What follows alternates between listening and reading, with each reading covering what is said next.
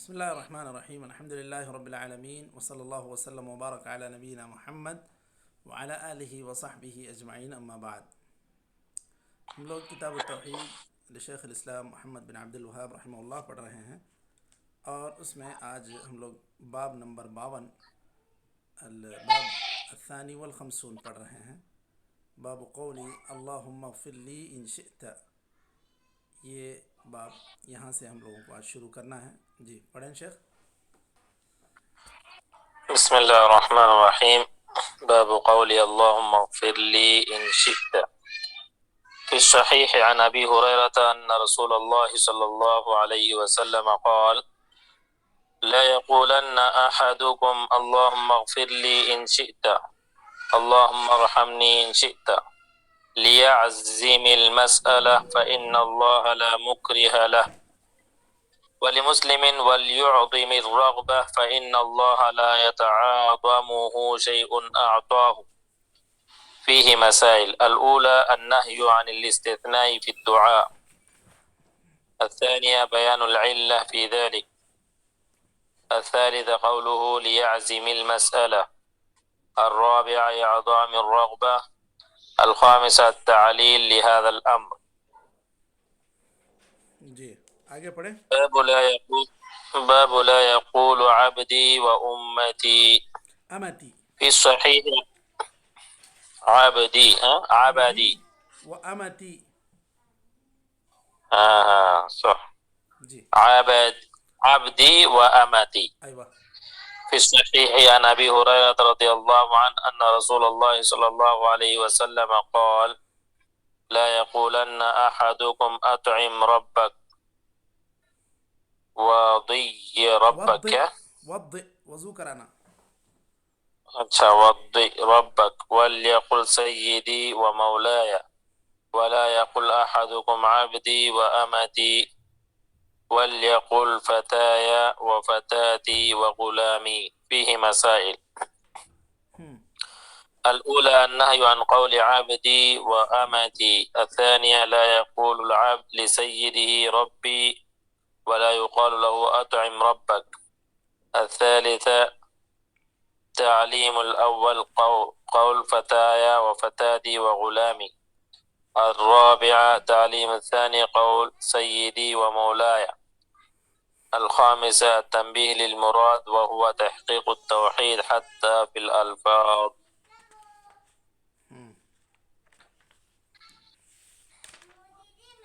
جی کیا اور ایک باب بھی پڑھ سکتے ہیں کیا؟ دیکھیں گے. پڑھ لیں گے. پڑھیں، اگر ممکن رہے تو مکمل کر لیں گے، ورنہ رک جاتے ہیں. پڑھ لیں. باب لا يرد من سأل بالله. لا يرد من سأل بالله. عن ابن عمر رضي الله عنه أن رسول الله صلى الله عليه وسلم قال: من استعاذ بالله فأعيذوه، ومن سأل بالله فأعطوه، ومن دعاكم فأجيبوه، ومن صنع إليكم معروفا فكافئوه، فإن لم تجدوا ما تكافئوه فادعوا له حتى تروا أنكم قد كافأتموه. رواه أبو داود والنسائي بسند صحيح. فيه مسائل. الأولى إعاذة من استعاذ بالله. الثانية إعطاء من سأل بالله. الثالثة إجابة الدعوة. الرابعة المكافأة على الصنيعة. الخامسة أن الدعاء مكافأة لمن لم يقدر إلا عليه. السادسة قوله حتى تروا أنكم قد كافأتموه. چلیے. بسم اللہ الرحمن الرحیم الحمد للہ رب العالمین وصلی اللہ وسلم وبارک علی نبینا محمد وعلی آلہ وصحبہ اجمعین اما بعد. ہم لوگ کتاب التوحید میں باب نمبر 52 الباب الثانی والخمسون یہ پڑھنے جا رہے ہیں. باب قولی اللہم اغفر لی ان شئت. یہاں امام محمد بن عبد الوہاب رحمہ اللہ نے جہاں عقائد سے متعلق بہت سارے الفاظ اور بہت سارے احکام ذکر کیے ہیں کہ کون سے باتیں کہی جانی چاہیے، کون سے باتیں نہیں کہی جانی چاہیے، ان کو بھی یہاں پر ذکر کیا ہے. یعنی عقائد سے متعلق ایک تو انسان کے دل میں، ذہن میں ایک بات ہوتی ہے، ایک تو یہ عقیدے کے اعتبار سے، دوسرا بعض چیزیں ہوتی ہیں جو زبان میں الفاظ میں ادا کی جاتی ہیں، بولی جاتی ہیں، تو اس میں بھی اللہ تعالیٰ کی عظمت کا پورا خیال کیا جانا چاہیے۔ اسی سے متعلق ایک سے دو تین باب وہ ذکر کر رہے ہیں۔ سب سے پہلے یہ کہ ہم اگر اللہ تعالیٰ سے دعا کرتے ہیں تو اللہ تعالیٰ سارے دنیا کا، سارے جہانوں کا مالک ہے۔ اب جب سارے جہانوں کا مالک ہے تو اب اللہ تعالیٰ کے پاس ایسے نہیں کہنا چاہیے کہ اگر تو چاہے تو مغفرت کر، نہ چاہے تو چھوڑ دے۔ اس سے گویا کہ انسان کی اپنی ایک بے نیازی اس طرح سے ظاہر ہوتی ہے۔ تو یہ اللہ تعالیٰ کے پاس آدمی اپنی پوری مجبوری ظاہر کرے، اپنے تواضع کو ظاہر کرے، پھر اللہ تعالیٰ سے دعا مانگے، تو یہ آداب، یہ دعا کرنے کا طریقہ ہے اور یہی صحیح طریقہ ہے۔ اور اسی طرح اللہ تعالیٰ سے جب مانگ رہا ہے تو انسان پورے شوق سے، پورے اصرار سے مانگے، تاکہ اسے یہ معلوم ہو کہ یہاں جب میں مانگ رہا ہوں تو یہاں ساری چیزیں مل جائیں گی، اور ساری چیزیں دینے پر اللہ تعالیٰ قادر ہے۔ اللہ ہے کہ اللہ تعالیٰ کی حکمت اس بات کا تقاضا کرتی ہو کہ یہ چیز اس کو اس وقت نہیں دینا چاہیے۔ اگر کسی کو کوئی چیز اللہ تعالیٰ نہیں دیتا ہے تو یہ اللہ تعالیٰ کی قدرت میں ہے، لیکن اللہ تعالیٰ کی حکمت یہ چاہتی ہے کہ اس کو اس وقت یہ چیز عطا نہ ہو۔ تو اللہ تعالیٰ ہر چیز دینے پر قادر ہے، لیکن اللہ تعالیٰ اپنے حکمت اور تدبیر کے اعتبار سے کسی چیز کو روک بھی لیتا ہے۔ لیکن قدرت کے اعتبار سے اللہ تعالیٰ کے لیے کوئی چیز روکنے والی نہیں ہے کہ یہ اللہ تعالیٰ اگر دے دے تو کیا ہوگا، کیسے ہوگا، ایسی کوئی بات اللہ تعالیٰ کے لیے مسئلہ نہیں ہے۔ یعنی مسئلہ جسے ہم کہتے ہیں کہ کوئی بہت بڑی چیز، تو کوئی چیز اللہ تعالیٰ کو نہ روکنے والی ہے اور نہ کوئی چیز اللہ تعالیٰ کو رکاوٹ بننے والی ہے۔ تو آدمی اپنی پوری عاجزی ظاہر کرے، اللہ تعالیٰ سے پورے شوق رغبت کے ساتھ مانگے، اور اپنی ضرورت کو اللہ تعالیٰ کے پاس پیش کرے۔ اللہ تعالیٰ کے لیے کوئی چیز بڑی نہیں ہے کہ اللہ تعالیٰ نہ دے۔ دیکھیے حدیث میں حضرت ابو ہریرہ سے وارد ہے کہ آپ صلی اللہ علیہ وسلم نے کہا لا یقل احدکم اللہم اغفر لی ان شئت۔ مغفرت طلب کرنا ہے تو اے اللہ تو چاہے تو مغفرت کر دے، تو چاہے تو مجھے نیک بنا دے، تو چاہے تو مجھے جہنم سے بچا دے۔ اس طرح اللہ تعالیٰ کی مشیت پر کوئی چیز چھوڑ دینا ایسے نہیں ہو۔ اللہ تعالیٰ چاہے تو ساری چیزیں کرے گا، اور اللہ تعالیٰ آپ کو عذاب سے بھی بچا سکتا ہے، آپ کی مغفرت بھی کر سکتا ہے، آپ کے اوپر رحم و کرم بھی کر سکتا ہے۔ تو اسی لیے آدمی پورے وثوق کے ساتھ، پورے اصرار کے ساتھ، پورے شوق کے ساتھ مانگے۔ لِيَعْزِمِ الْمَسْأَلَةَ فَإِنَّ اللَّهَ لَا مُكْرِهَ لَهُ۔ اپنے جو ضرورت ہے اس مانگنے کو پورے شوق کے ساتھ، پورے عزیمت کے ساتھ مانگے، اور اللہ تعالیٰ کے لیے کوئی چیز رکاوٹ نہیں ہے۔ صحیح مسلم میں وَلْيُعَظِّمِ الرَّغْبَةَ کے الفاظ آئے ہیں کہ اپنی رغبت کو بڑا کر کے بتلایا، اللہ تعالیٰ کے پاس اپنے شوق کا اظہار کرے۔ فَإِنَّ اللَّهَ لَا يَتَعَاظَمُهُ شَيْءٌ أَعْطَى۔ اللہ کے لیے کوئی چیز بڑی نہیں ہے۔ اگر جب اللہ تعالیٰ کوئی چیز دے رہا ہے تو اللہ تعالیٰ کے لیے کوئی چیز بڑی نہیں۔ کئی مسائل کا یہاں پر استنباط کیا گیا ہے۔ سب سے پہلا یہ النہی عن الاستثناء فی الدعاء، ان شئت کہہ کر جو استثناء کر رہے ہیں یہ منع ہے، یہ استثناء منع ہے۔ اس طرح نہیں کہنا چاہیے، بس بغیر استثناء کے اللہم اغفر لی، اللہم ارحمنی، اللہم اہدنی، اس طرح دعا کرنا چاہیے۔ بیان العلت فی ذلک، اس کی وجہ کیا ہے کہ اللہ تعالیٰ کے لیے کوئی رکاوٹ نہیں، چاہے تو دے چاہے تو نہ دے، ایسی بات اللہ تعالیٰ کے لیے کوئی چیز رکاوٹ نہیں بن سکتی۔ وقولہ لیعزم المسئلہ، پورے شوق کے ساتھ، پورے اخلاص کے ساتھ، پورے رغبت کے ساتھ، پورے اصرار کے ساتھ اللہ تعالیٰ سے مانگے۔ الرابعہ اعظام الرغبہ، اپنی خواہش کو بڑا کر کے بتلائے، یا اللہ میرے لیے یہ چیز بہت بڑی ہے، تو میری اس ضرورت کو پورا فرما. اس طرح اپنی ضرورت، اپنے تواضع کو اللہ تعالیٰ کے سامنے ظاہر کرے. التعلیل لهذا الامر، اور یہ اپنی رغبت کو بڑا کر کے بتلانے کی وجہ جو ہے حدیث میں یہ بتلائی گئی، اللہ تعالیٰ کوئی چیز دے رہا ہے تو اس کے لیے کوئی چیز بڑی نہیں ہے، آپ کے لیے بڑی ہے. ہم محتاج ہیں، اللہ تعالیٰ کے بندے ہیں، ہمارے لیے ہر چیز بڑی ہے، اور یہ ہر چیز ہماری قدرت سے باہر ہے اللہ کہ اللہ تعالیٰ ہمیں عطا کر دے. تو اللہ تعالیٰ کے لیے کوئی چیز بڑی نہیں ہے، اسی لیے ہم اپنی عاجزی کا اللہ کے پاس اظہار کریں. تو یہ بات زبان میں جب دعا ہم کرتے ہیں تو الفاظ میں بھی اللہ تعالیٰ کی عظمت کا ہمیں پورا خیال کرتے ہوئے دعا کرنا چاہیے، مانگنا چاہیے. اسی سے ملتا جلتا ایک باب اور مؤلف رحمہ اللہ نے باب نمبر 53 باب لا یقول عبدی و امتی کہا ہے کہ اللہ تعالیٰ کو ہم اللہ تعالیٰ کہتے ہیں اور رب ذوالجلال کہتے ہیں، رب دو جہاں کہتے ہیں اردو میں. تو اب اس طرح رب کا لفظ یہ اللہ تعالیٰ کے لیے ہی لائق و زیبا ہے. اگر کوئی انسان اپنے ذمہ دار کو، اپنے کفیل کو رب کہتا ہے تو یہ بات صحیح نہیں ہے، کیونکہ حقیقی رب تو اللہ تعالیٰ ہی ہے.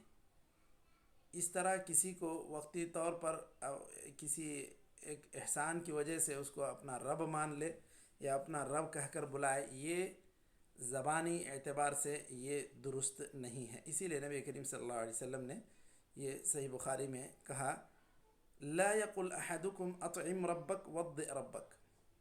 اگر ایک آدمی اپنے خادم سے کچھ کہنا چاہ رہا ہے، چلو بھائی اپنے رب کو کھانا کھلاؤ، ایسے نہیں کہنا چاہیے. تو اس کا مقصود یہ ہے کہ اپنے کیا کہتے ہیں، اپنے اونر کو، اپنے مالک کو جس طرح کہتے ہیں کہ کھانا کھلاؤ یا اپنے کفیل کو کھانا کھلاؤ، اس طرح کی کوئی بات کہتا ہے تو اس کے لیے رب کا لفظ استعمال نہ کرے. اپنے طور پر اپنے خادم کو خطاب کرتے ہوئے آپ یہ نہ کہیں کہ تم اپنے رب کو کھانا کھلاؤ، اپنے رب کو وضو کراؤ، اس طرح کی بات نہ کہیں. وَلْيَقُلْ سَيِّدِي وَمَوْلَايَ.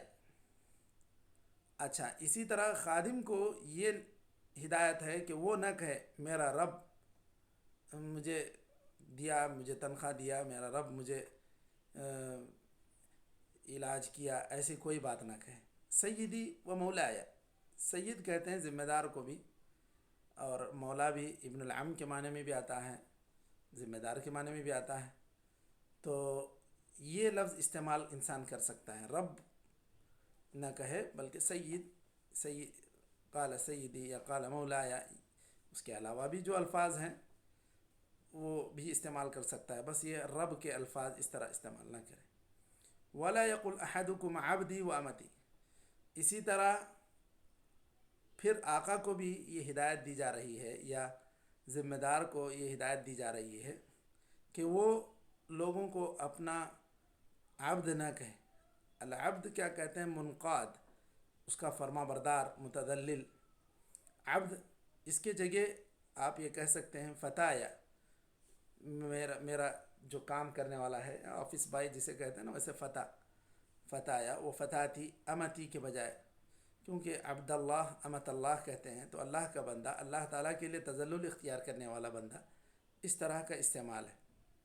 اور اللہ تعالیٰ نے بھی خود اپنے بندوں کو بندہ کہا ہے. یا عبادی لو ان اولکم و آخرکم و انسکم و جنکم، احادیث قدسیہ میں بھی مذکور ہے. قل یا عبادی الذین اسرفوا علی انفسهم لا تقنطوا من رحمت اللہ، آیتوں میں بھی مذکور ہے. تو اس طرح آدمی کو یہ ہدایت ہے کہ اپنے جو خادمین ہیں ان کو ایسے ہی الفاظ استعمال کرے جس سے خود اپنا بھی تواضع ظاہر ہو. وہ یہ کہیں کہ بھائی میرا کام کرنے والا، میرا خادم اتنا کافی ہے. اور اسی طرح خادم کو اور نیچے جو ان کے ماتحت کام کرنے والے ہیں ان کو بھی یہ ہدایت ہے کہ وہ اپنے ذمہ دار کو اپنا رب نہ کہیں، بس سید یا ذمہ دار کہہ سکتے ہیں. اس سے کچھ مسائل کا استنباط کر رہے ہیں. النہی عن قول عبدی و امتی. یہ ہدایت ہے سید کے لیے، ذمہ دار کے لیے، کہ وہ میرا بندہ یا میری بندی ایسے نہ کہے۔ الثانیہ، دوسرا مسئلہ یہ مستمد ہو رہا ہے، لا یقول العبد لسیدہ ربی۔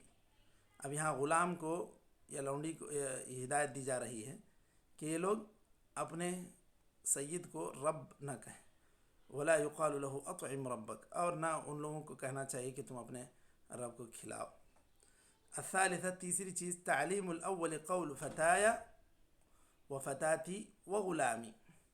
تعلیم الاول، یہ جو سید ہے اس کو یہ بات سکھلائی گئی ہے کہ یہ میرا خادم، میرا کام کرنے والا، اس طرح کے الفاظ، فتایا، فتاتی، غلامی، رقیقی، ایسے کوئی بات کہے۔ الرابعہ، تعلیم الثانی قول سیدی و مولایا۔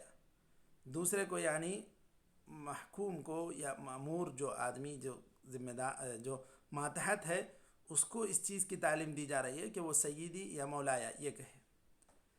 پانچویں چیز، التنبیہ للمراد وهو تحقیق التوحید حتی فی الالفاظ۔ اب یہاں اصل میں یہ مسئلہ کیا ہے، یہ چیز بیان کیوں کی جا رہی ہے؟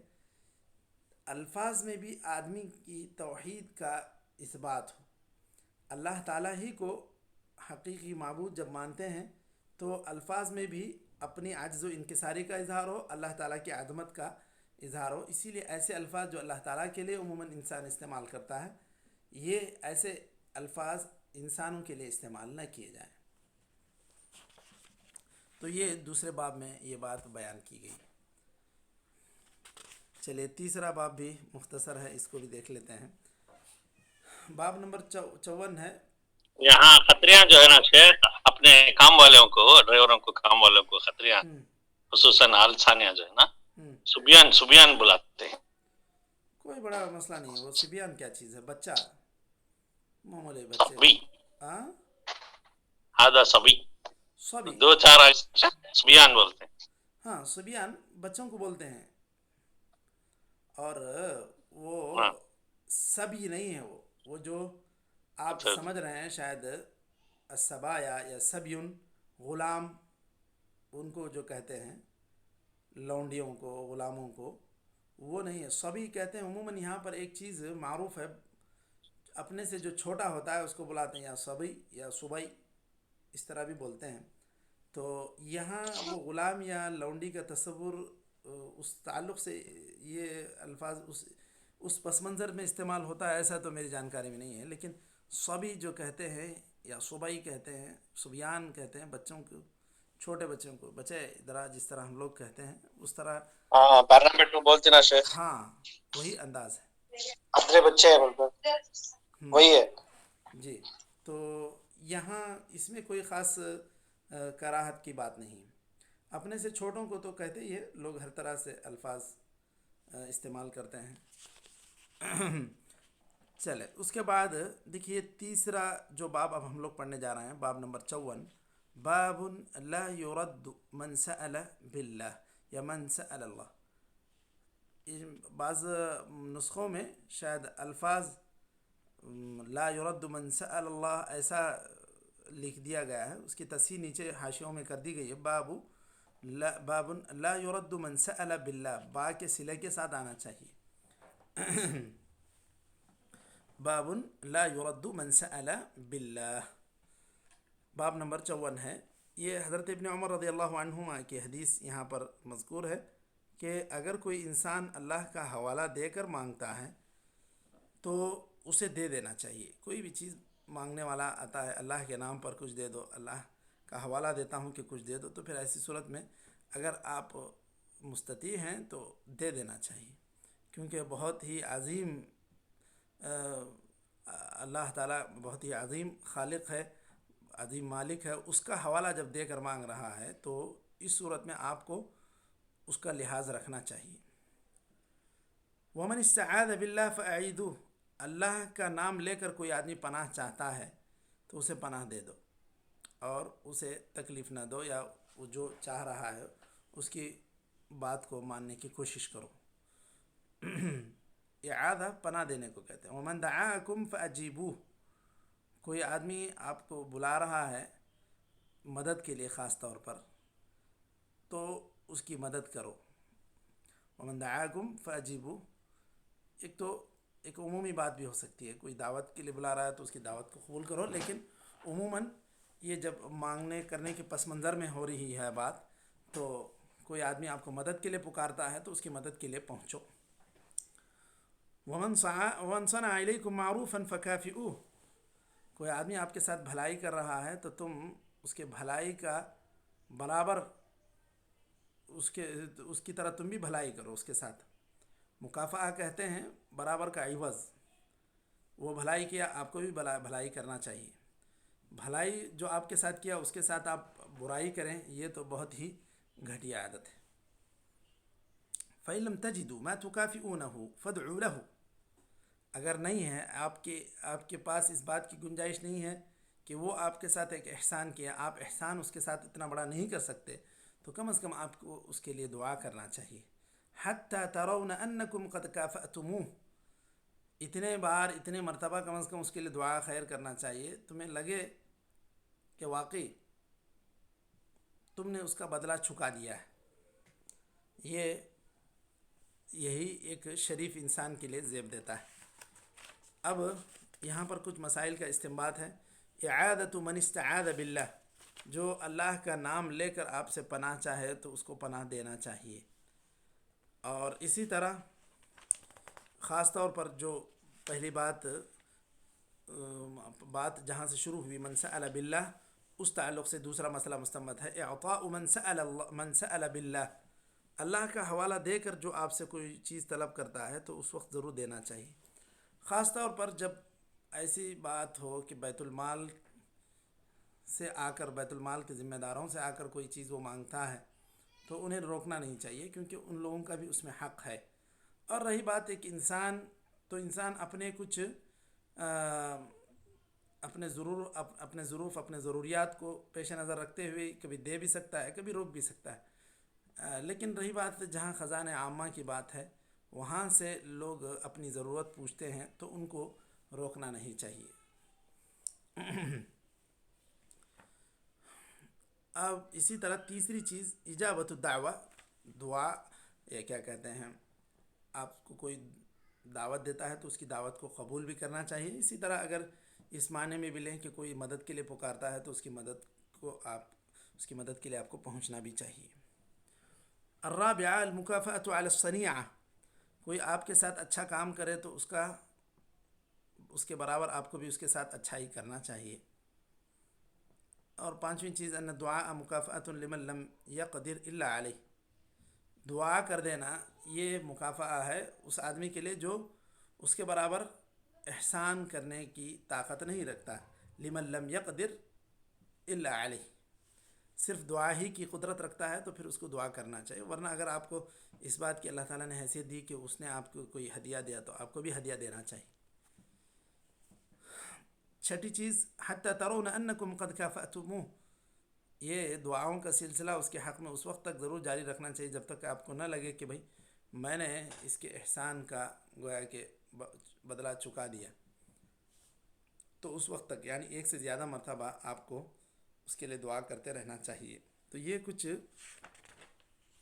اللہ تعالیٰ کی عظمت کے حوالے سے انہوں نے باندھ کر ایک بات ذکر کی کہ اللہ کا حوالہ دے کر کوئی مانگتا ہے، کوئی پناہ مانگتا ہے، کوئی چیز مانگتا ہے تو اللہ کا حوالہ چونکہ وہ دے رہا ہے، ایک بہت عظیم ذات کا حوالہ دے رہا ہے، اس لیے اس کی بات کو ماننا چاہیے. اسی طرح الفاظ میں بھی اتنا ادب ہو کہ آدمی خود کو رب نہ کہے، نہ ہی اپنے ماتحت جو کام کرنے والے ہیں ان کو حقارت کے انداز میں عبد یا امہ نہ کہے.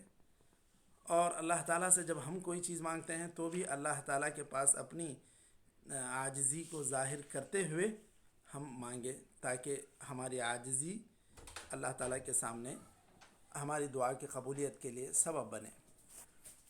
تو یہاں تک ہم لوگ آج 3 باب پڑھ کر رک جاتے ہیں. انشاءاللہ پھر اس کے بعد ہم لوگ باب نمبر 55 سے باب لا یسأل بوجہ اللہ الا الجنہ، یہ ہم لوگ پڑھتے ہیں. نکتفی بہذا القدر وصلی اللہ وسلم علی نبینا محمد وعلی آلہ وصحبہ اجمعین. السلام علیکم.